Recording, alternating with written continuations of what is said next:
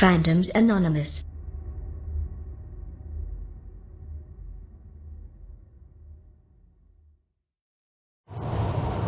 What's going on, everybody? This is Malcolm. We're here with Fandoms Anonymous, another episode of our Fandom Talk.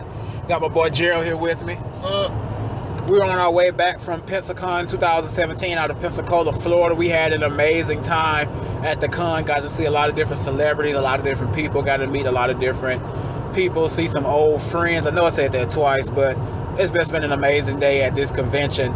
But today we're going to talk about three topics. And we're going to first start off with news for the casting of the live-action Lion King movie.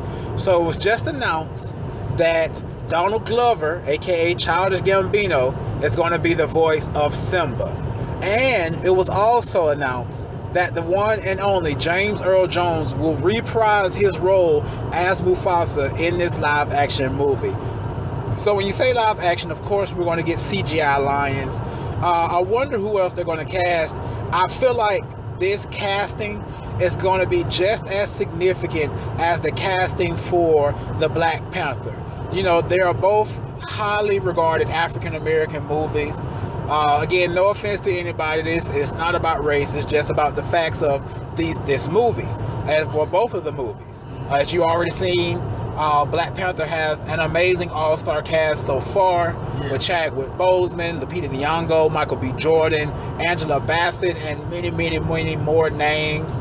And, you know, I feel like Lion King is going to take that same approach. They're going to bring in some big names to do the voices of these characters. I'm hoping to hear Whoopi Goldberg come back and reprise her voice for the hyenas. I want to see a lot of the people that are still living and who can still do voice work come in and do voices for this Lion King animated or CGI or however they're going to do it, live action film. Yeah. So Gerald, what do you think about the Lion King movie that's coming out?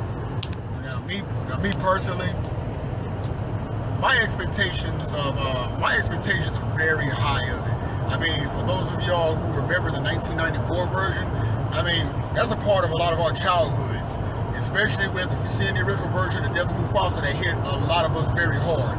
But my take is, I have faith that they can pull it off. Normally, I'm not a big fan of like live action whatever, and remakes. But if it's handled by Disney, and if they're actually getting the original cast members, such the same way as Peter Cullen, who's Optimus Prime, that got him in the Transformers films, I have faith they can pull it off. So here, crossing my fingers, saying, hey, you know, let's make that magic happen. And you know, I agree with him as well. I'm more sold on it based on the fact that I've seen what these remakes have done as far as these animated, as far as with them originally being animated. I mean, take a look at the Jungle Book. Look at the Beauty and the Beast trailer that just came out. I thought that Beauty and the Beast trailer was amazing. And if you haven't seen our review on that, it is on our YouTube channel, our Beauty and the Beast trailer review. And even look at what they did with Cinderella. They're going to do Mulan. They're going to go through these movies and give us some good storylines. Stick to the original storyline, but it's going to be real life live action. This is going to be our children's movies, you know, coming along in life. You know, our movie was animated. This is going to be their Lion King. But of course, we're going to overrule it and show them the original Lion King. So let's move on to the next topic.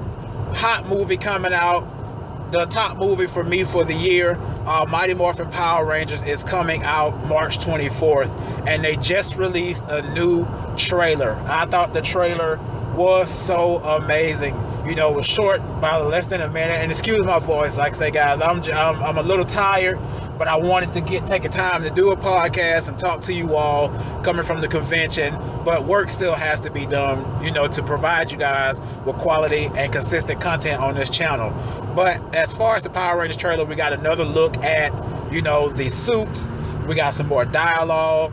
You know, it's a little bit of the same we saw in two of the previous trailers. We got a little bit more Rita. We were able to see Rita conjure up Goldar and see a little bit more of the Megazord versus Goldar fight.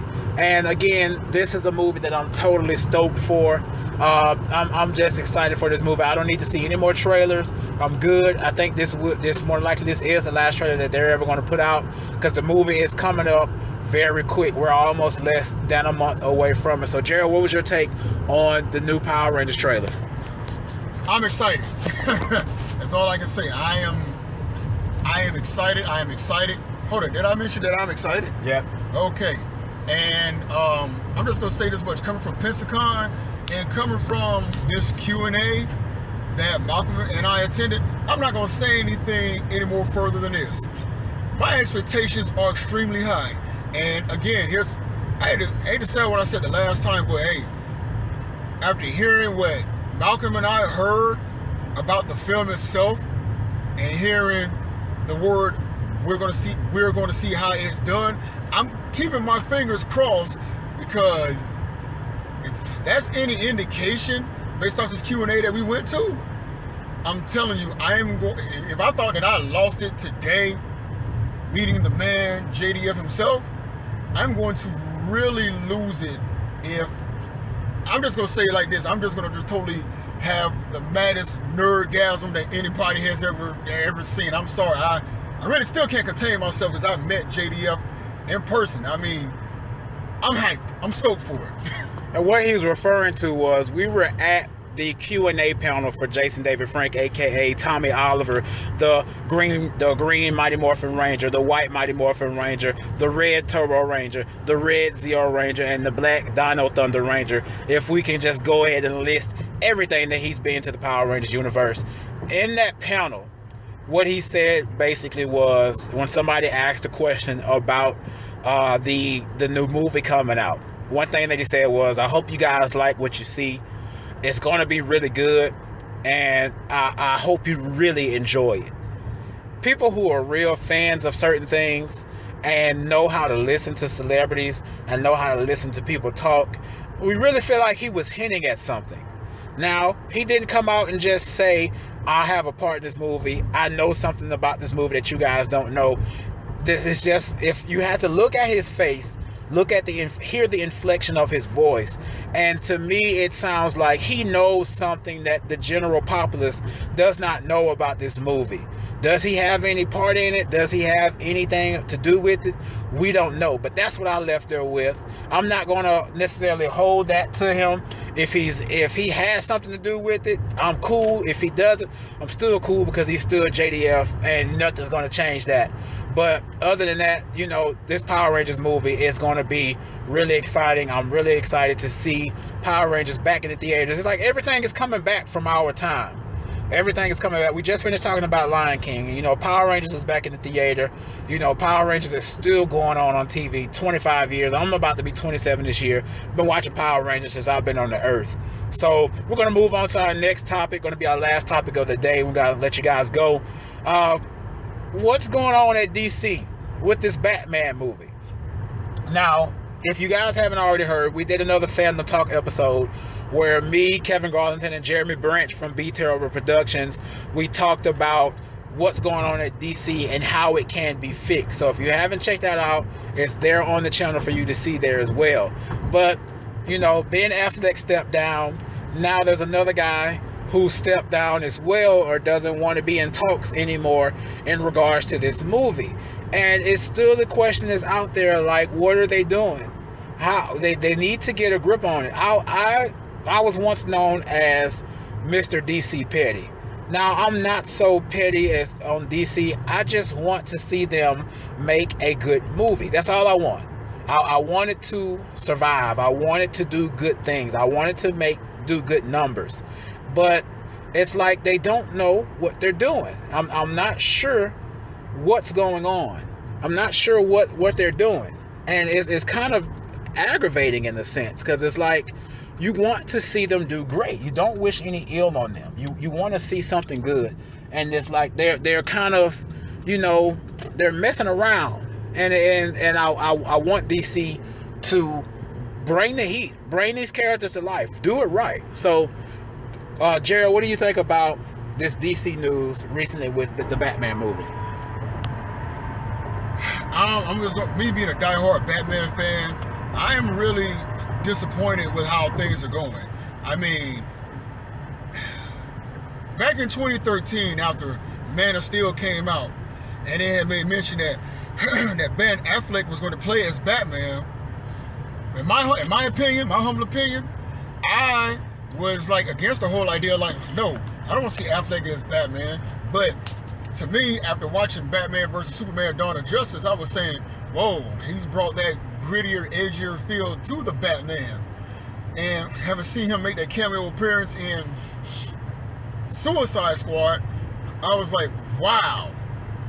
But now hearing that he is stepping down, it hurts my soul, because how many more changes are we going to get as fans?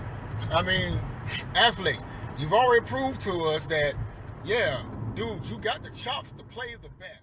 That's my problem that I have with a lot of these producers and whatnot. They always want to have their hands in something. Give somebody the creative control to make a decent film that the fans will love. And like I said, it's everybody, like, folks are just stepping down. I mean, you're practically doing like I said, you're doing the fans a disservice. I mean, you're getting our hopes up, and it's, wow, it's like you're shooting them down. It's just like saying the Tooth Fairy is going to give you some money, but then all of a sudden when you wake up, you see a dog turd up under your pillow. That's just a big disappointment. And my thing is, I really hope that Warner Brothers and DC gets it together. Me personally, they're not going to catch up with Marvel. That's been established since 2008. Okay, but I really hope that they put their heads out their butts with it, because you just can't just start a franchise off like that and then you cut it off because there are problems. That's for right about now. That's all I have to say on that. But I'm saying, don't start with Man of Steel, then do Dawn of Justice, and then do Suicide Squad, and then you stop it, and all of a sudden you step down. And now even with the other like films, like Flash movie, I heard was in trouble too, correct? Everything's in trouble with DC. I mean, to me, for what it's worth, I saw Batman Superman, and personally, I felt like, they hyped the movie up. They only gave us like an 8-minute fight scene between the two title characters, and then they came together and became the Super Friends at the end. I mean, to a lot of fans, that in itself kind of disappointed, but you're really disappointed by not following up to see what you can do better to take that bad taste out of everybody's mouth. You see what I'm saying? So my thing is, hey, look, the powers that be, I really hope that they get their heads out their butts and stop trying to micromanage. Most definitely. Stop micro. I hope whoever's listening, stop micromanaging. If you want a quality film and you don't want it to flop, you want to keep your doors open for other opportunities, quit micromanaging. What's the whole point of you putting somebody in charge of doing something? Give Mr. Affleck creative control with the direction that he wants to take Batman in. I mean, he's already proved that he could play the Batman. To me, he already proved that he could play that. Okay, an older, grittier Batman. Give the man creative control, do what he does, and that's all I have to say. Just let it be that way. Other than that, you're shooting yourself in the foot, Warner Brothers, and whoever that may be. You're shooting yourselves in the foot. That's all I got, man. Most definitely, man. But we thank you guys for joining us today. We're going to get this video up quick as possible. We're still traveling on the road back to our hometown, coming from Pensacola Comic Con. Shout out to the home team that helps and works out with Fandom Anonymous. Shout out to Gerald here riding with me. Shout out to my boy Kevin Garlington. Shout out to Jeremy from Beat Terrible Productions. My man Whitney Moore, Paul Husband. Thank you all for helping support this movement, helping support, where we're going and where we're headed towards in the future. Other than that, guys, again, thanks for watching. We'll see you guys later. Peace.